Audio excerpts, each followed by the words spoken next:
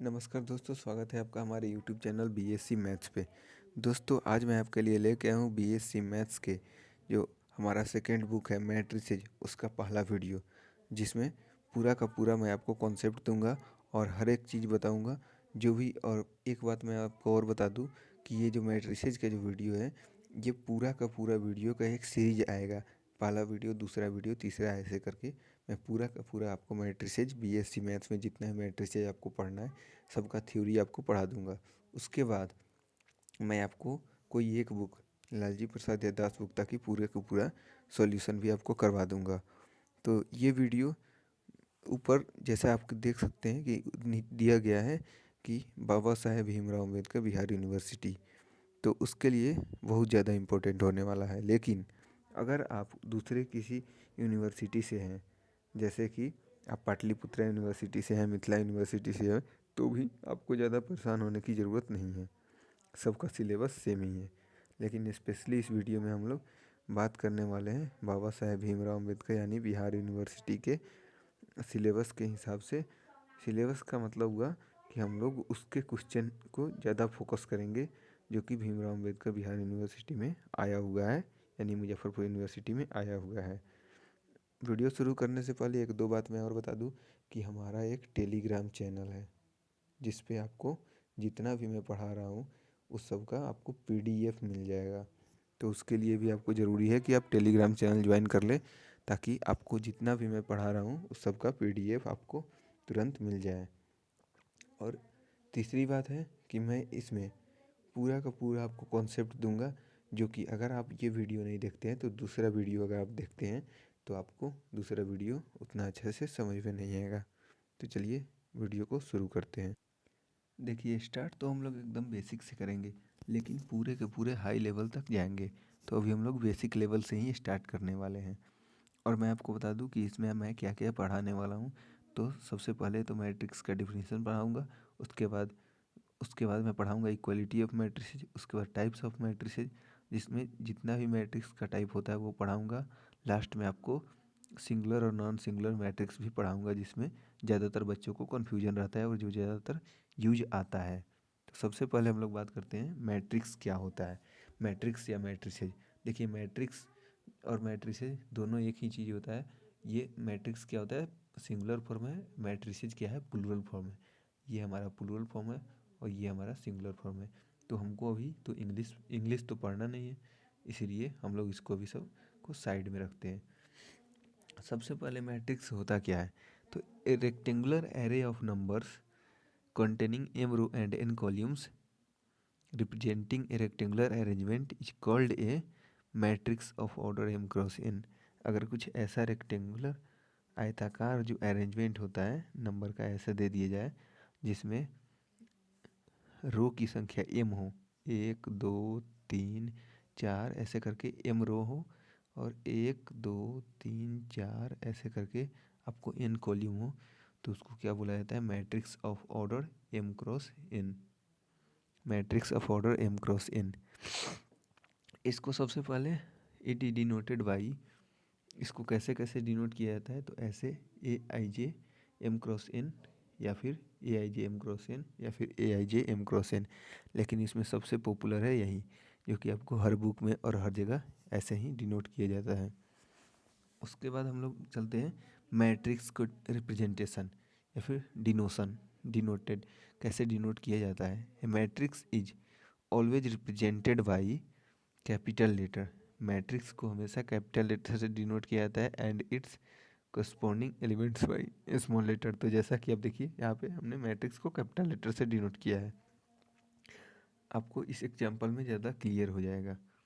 Matrix जो है हमारा A is equal to A B C D E F G H I J K L तक है। तो ये हमारा कितना है, ये हमारा एक मैट्रिक्स है। ए बराबर हम लोगों को कोई मैट्रिक्स ऐसे दिया हुआ है, तो हम लोग यहाँ पे कैपिटल ए लिखेंगे क्योंकि ये मैट्रिक्स है, तो इसको कैपिटल लेटर से डिनोट किया जाता है। और इसका एलिमेंट जो है, मतलब इसमें जो जो सदस्य है, इसका मेंबर है, उसको स्मॉल लेटर यानी अंग्रेजी के छोटे अक्षरों से डिनोट किया जाता है। तो ये सबसे पहले इसको बात करते हैं कितने ऑर्डर का है। तो ऑर्डर कैसे निकालते हैं, इसमें रो, सबसे पहले रो की संख्या देखेंगे। 1 2 3, 3 रो है तो यहाँ पे लिख देंगे 3। अब कॉलम देखेंगे तो 1 2 3 और 4 कॉलम है तो यहाँ पे बाई 4 लिख देंगे। ये इसका ऑर्डर क्या हो गया, 3/4। ये हमारा मैट्रिसेस का ऑर्डर हो गया। अब चलते हैं हम लोग नेक्स्ट पेज पे। नेक्स्ट पेज क्या कर रहा है, इक्वलिटी ऑफ मैट्रिसेस। मैट्रिक्स कब इक्वल रहता है, तो ये बहुत ही समझने वाली चीज़ है। मैट्रिक्स इक्वल कब रहता है, तो टू मैट्रिसेज, दो मैट्रिक्स दिया हुआ है। पहला मैट्रिक्स है ए बराबर हम लोग को दिया हुआ है AIJ जिसका ऑर्डर है m×n, और दूसरा है बी बराबर यहाँ पे BIJ जिसका ऑर्डर है m×n। तो ये अगर दोनों दो मैट्रिक्स है तो ये दोनों मैट्रिक्स इक्वल तभी होगा। देखिए IFF लिखा हुआ है। IFF इफ़ का मतलब होता है इफ़ एंड ओनली इफ़, मतलब तो इफ़ एंड ओनली इफ़ इसका मतलब होता है। तो दो मैट्रिक्स इक्वल तभी होगा जब ये तीनों कंडीशन को सेटिस्फाई करेगा, तीनों जो कंडीशन शर्त दिया हुआ है उसको पूर्ण करेगा। तो सबसे पहला होना चाहिए कि ए में जो भी नंबर ऑफ रो इन ए में जितना रो है वो उतना ही बी में भी रो होना चाहिए। तो सबसे पहले हम लोग एग्जाम्पल के थ्रू ही चलते हैं। तो देखिए यहाँ पे ए और बी दो मैट्रिक्स दिया हुआ है, ए बराबर इतना है और बी बराबर इतना है। तो हम लोगों को सबसे पहले क्या करना है कि नंबर ऑफ रो को चेक करना है। नंबर ऑफ रो इन ए और बी के रो बराबर होना चाहिए। तो 1 2 और 3 रो है इसमें, 1 2 और 3 इसमें भी रो है। उसके बाद क्या है, नंबर ऑफ कॉलम बराबर होना चाहिए दोनों में। तो 1 2 और 3 कॉलम है, 1 2 और 3 कॉलम है तो कॉलम भी बराबर है। उसके बाद corresponding element of A and B are equal. A में जो पहला एलिमेंट है वो बी में भी होना चाहिए। मान लीजिए ये वाला जो एलिमेंट है वो इसी जगह पे इसमें होना चाहिए, मतलब दोनों में जो भी एलिमेंट है एक दूसरे का उसी पोजीशन पे होना चाहिए। तो ये तीनों अगर कंडीशन को सेटिस्फाई कर रहा है, फुलफिल कर रहा है, तो वो मैट्रिक्स, दोनों मैट्रिक्स इक्वल होगा। फिर उसके बाद हम लोग बात करेंगे टाइप्स ऑफ मैट्रिसेज की। मैट्रिक्स कितने तरह का होता है, तो मैट्रिक्स सबसे पहला टाइप है कॉलम मैट्रिक्स। कॉलम मैट्रिक्स क्या होता है, तो a matrix having only one column is called column matrix. एक ऐसा मैट्रिक्स जिसमें सिर्फ और सिर्फ एक ही कॉलम हो उसको कॉलम मैट्रिक्स बोला जाता है। तो जैसा कि आप एग्जांपल देख सकते हैं कि यहाँ पे ए बराबर एक मैट्रिक्स दिया हुआ है।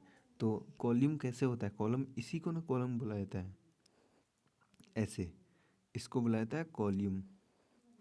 तो देखिए यहाँ पे सिर्फ और सिर्फ एक ही कॉलम है, लेकिन रो कितना है, 1 2 3 ऐसे करके n रो है और सिर्फ एक ही कॉलम है। तो यहाँ पे हम लिख देंगे 10 A is a column matrix of order n×1, n×1 यहाँ पे हम लोग लिख देंगे। फिर हम लोग बात करते हैं रो मैट्रिक्स की। रो मैट्रिक्स किसे कहा जाता है, तो a matrix having only one row is called a row matrix. एक ऐसा मैट्रिक्स जिसमें सिर्फ और सिर्फ एक ही रो हो उसे बोला जाता है रो मैट्रिक्स।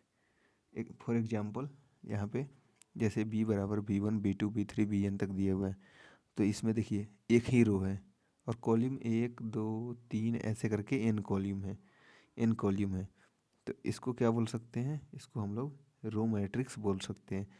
रो मैट्रिक्स का मतलब होता है कि उसमें एक रो हो, कॉलम मैट्रिक्स का मतलब होता है उसमें एक कॉलम हो। फिर हम लोग बात करते हैं थर्ड टाइप ऑफ मैट्रिक्स जो कि नल या फिर जीरो मैट्रिक्स। नल या फिर जीरो मैट्रिक्स क्या होता है, तो a matrix having all elements zero is called a null और जीरो मैट्रिक्स। एक ऐसा मैट्रिक्स जिसमें सब के सब एलिमेंट क्या हो, जीरो हो, तो उसको नल या जीरो मैट्रिक्स बोला जाता है। इसको ओ से डिनोट किया जाता है, ओ से डिनोट किया जाता है इसको। जैसे यहाँ पे ओ बराबर हम लोग ऐसे लिख सकते हैं, is a zero matrix of order 3×2। इसका ऑर्डर कितना है, 3×2। कैसे पता चला, तो यहाँ पे 1 2 और 3 रो है तो यहाँ पे 3 लिख देंगे, और 1 और 2 कॉलम है तो ×2 लिख देंगे। तो हमको पता चल गया कि इसका ऑर्डर कितना है, 3×2। उसके बाद हमारा है 4 नंबर। 4 नंबर क्वेश्चन, 4 नंबर क्या कर रहा है? 4 नंबर है रेक्टेंगुलर मैट्रिक्स क्या होता है? रेक्टेंगुलर मैट्रिक्स होता है a matrix in which number of row is not equal to number of column. एक ऐसा मैट्रिक्स जिसमें रो और कॉलम की संख्या बराबर नहीं हो। जैसे कि इसमें 1 2 और 3 रो है और 1 2 3 4 कॉलम है। तो इसमें क्या हुआ?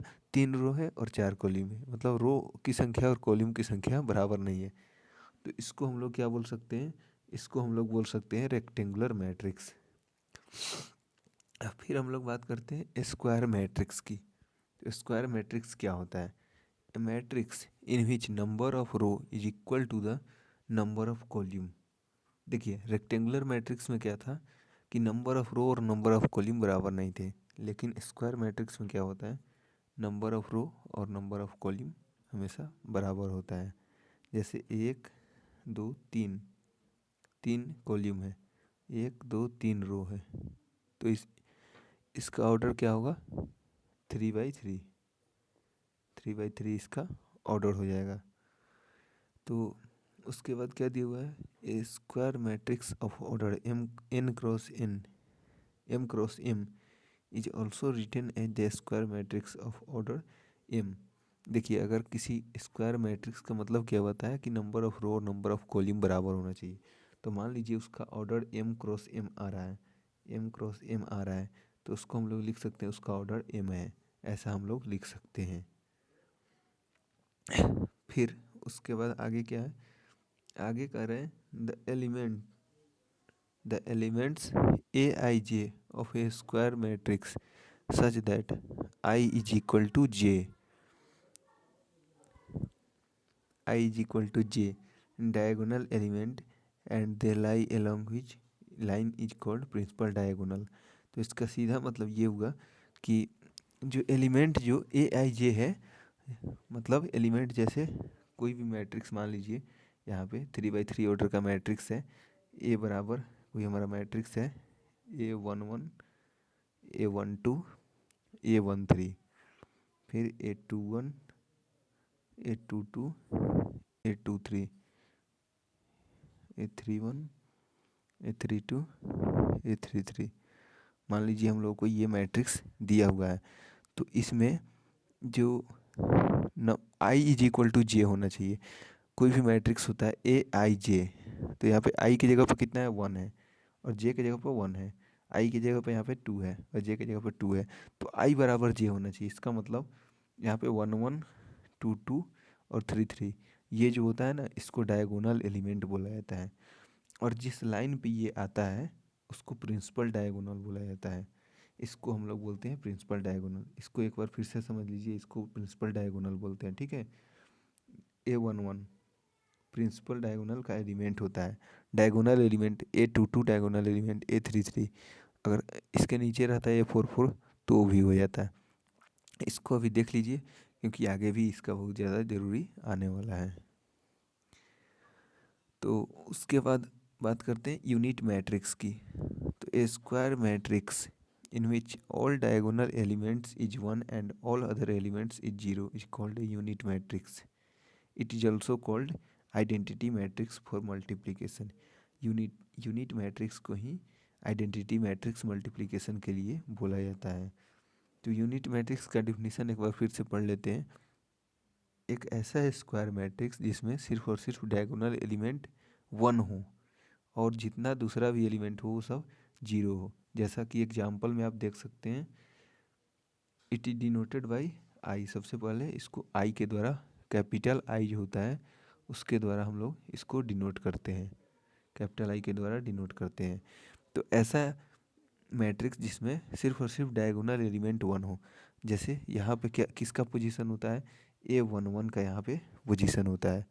कहाँ पे होता है आपका? यहाँ पे।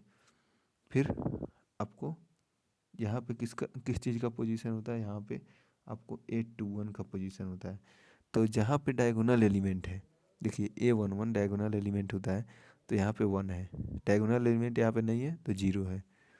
तो इसका मतलब क्या हुआ कि डायगोनल एलिमेंट जितना भी होता है हमारा 1 होना चाहिए और जो भी डायगोनल एलिमेंट नहीं है वो सब 0 होना चाहिए।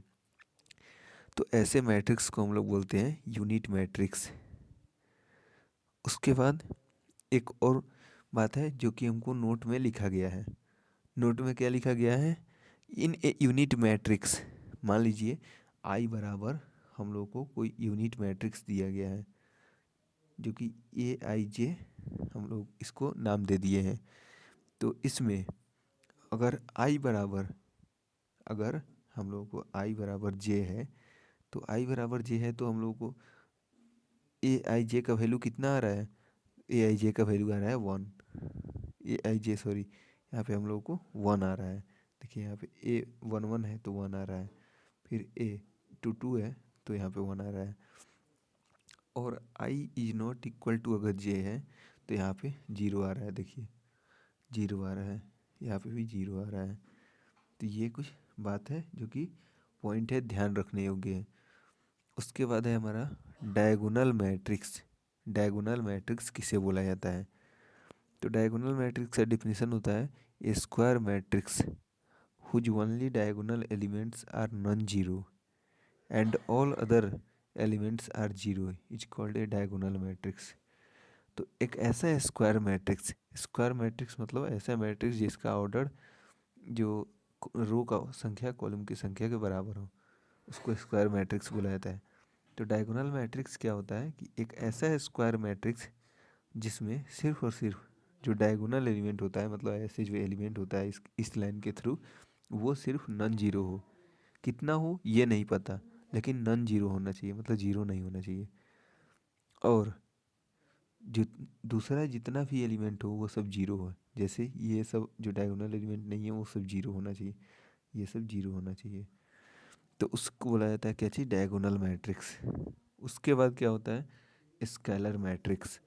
तो स्केलर मैट्रिक्स किसे बोला जाता है? ए डायगोनल मैट्रिक्स, एक ऐसा डायगोनल मैट्रिक्स जिसको स्केलर मैट्रिक्स तब बोला जाता है जब क्या होगा? All its diagonal elements are equal. जब इसका जितना भी डायगोनल का एलिमेंट है वो सब बराबर हो। जैसे यहाँ पे 3 है diagonal element, first diagonal element 3 है, दूसरा भी 3 है, तीसरा भी 3 है। अगर 2 रहता तो यहाँ भी 2, यहाँ भी 2, यहाँ भी 2, तो उसको हम लोग बोलते हैं स्केलर मैट्रिक्स। इतना पढ़ने के बाद थोड़ा सा आपको शायद ये बताने की भी ज़रूरत मुझे लग रही है कि जैसे यूनिट मैट्रिक्स, डायगोनल मैट्रिक्स और स्केलर मैट्रिक्स में कुछ अंतर होता है। क्या अंतर होता है? यूनिट मैट्रिक्स क्या होता है? यूनिट मैट्रिक्स में डायगोनल एलिमेंट 1 1 होता है और बाकी सब एलिमेंट हमारा 0 होता है। तो यूनिट मैट्रिक्स क्या होता है? यूनिट मैट्रिक्स ऐसा मैट्रिक्स होता है जिसमें डायगोनल एलिमेंट 1 होता है और बाकी सब एलिमेंट 0 होता है।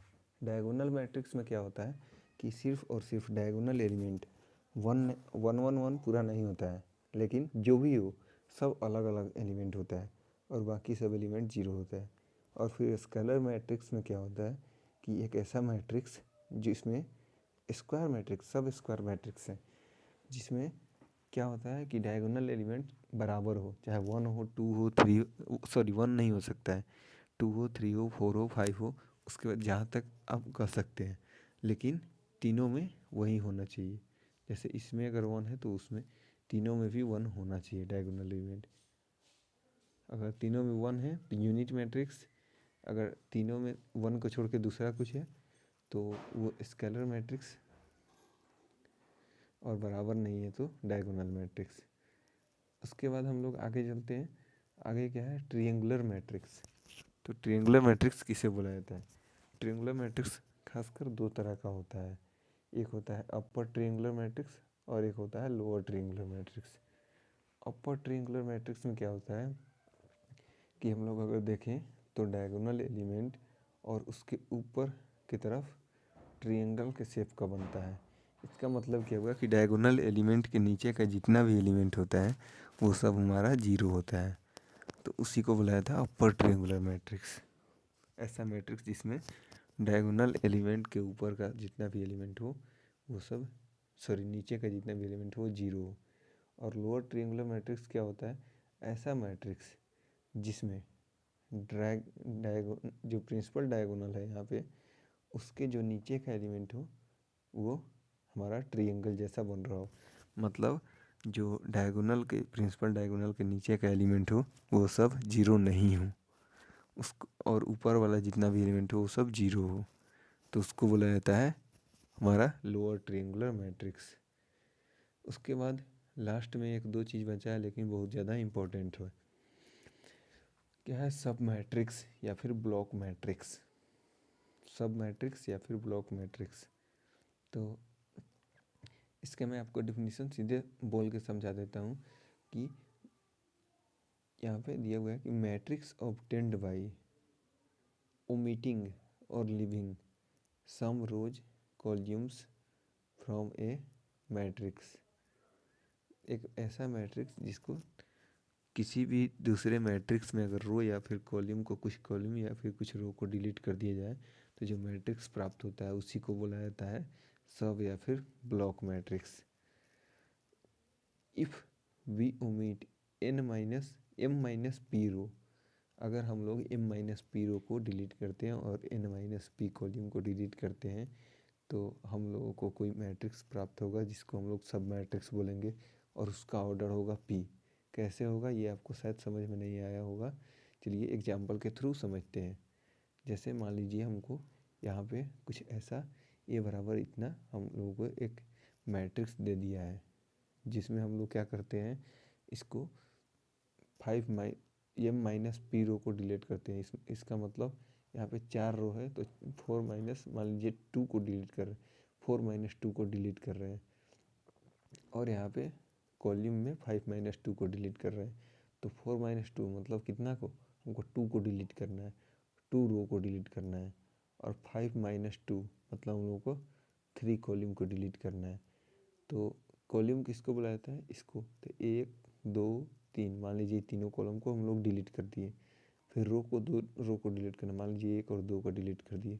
तो देखिए, तो 5 माइनस 2 और 3 माइनस 2 दोनों में जो 2 माइनस था वो क्या हुआ, वहीं 2/2 ऑर्डर का मैट्रिक्स हम लोगों को निकल के यहाँ पे आ गया। तो यही बात उसमें ये वो थ्योरम में समझाने की कोशिश करी गई थी, जो कि शायद ज़्यादातर क्या होता है कि बच्चा लोग खुद से पढ़ता है तो उनको ये चीज़ समझ में नहीं आती है। उसके बाद है हम लोग का last but not least singular and non singular matrix, जो कि बहुत ज़्यादा इम्पोर्टेंट है और आगे का आप जितना भी एक्सरसाइज सॉल्व कीजिएगा ये आपको बहुत हद तक परेशान करेगा अगर आप इसको नहीं पढ़ते हैं तो। इसमें ज़्यादा कुछ नहीं है लेकिन इसमें थोड़ा सा ये कॉन्सेप्ट है जो कि आपको बहुत आगे तक परेशान करता है, तो ये आपको अभी पढ़ने की ज़रूरत है। Square matrix A is said to be singular if determinant of A is equal to 0। अगर कोई भी मैट्रिक्स हम लोग को A दिया हुआ है तो उसका अगर डिटर्मिनेंट बराबर 0 हो तो वो क्या होता है, वो सिंगुलर होता है। अगर डिटर्मिनेंट A के बराबर नहीं हो, 0 के बराबर नहीं हो तो वो नॉन सिंगुलर होता है। जैसे यहाँ पे देखिए हम लोग को एक मैट्रिक्स दिया हुआ है, मैट्रिक्स क्या दिया गया है कि A बराबर 2 1 8 4, ये हमारा मैट्रिक्स दिया हुआ है। तो इसको हम लोग डिटर्मिनेंट ऑफ ए निकालेंगे तो डिटर्मिनेंट ऑफ ए कितना होगा, हम लोग को 2 4 जा 8, हम लोग ऐसे गुना करते हैं, माइनस 1 8 जा 8, तो 8 माइनस 8 कितना हो जाएगा, 0 हो जाएगा। तो अगर 0 है इसका मतलब क्या हुआ, ये matrix the given matrix is singular, ये हमारा मैट्रिक्स सिंगुलर है। अगर दूसरा कोई हम लोगों को मैट्रिक्स दे दिया जैसे 2 4 6 और 8, इसमें का एलिमेंट है तो हम लोग इसका डिटर्मिनेंट निकालते हैं तो 2 8 जा 16 माइनस 6 4 जा 24, तो यहाँ पे 2 8 जा 16 माइनस 6 4 जा 24, तो 18 में से 24 घटाएंगे तो -8 आएगा जो कि 0 के बराबर नहीं है। तो अगर 0 के बराबर नहीं है तो क्या हुआ, ये जो गिवन मैट्रिक्स है वो नॉन सिंगुलर है। तो अभी के लिए इतना ही, चलिए थैंक्स फॉर वॉचिंग, और आगे मैं आपको वीडियोज लाऊंगा, उसमें हमारा होगा operation on matrix algebra. Matrix के अलजेब्रा पर जो ऑपरेशन है, एडिशन सब्ट्रैक्शन, वो सब मैं आपको बताने वाला हूँ नेक्स्ट वीडियो में। अभी के लिए इतना ही, चलिए थैंक्स फॉर वॉचिंग।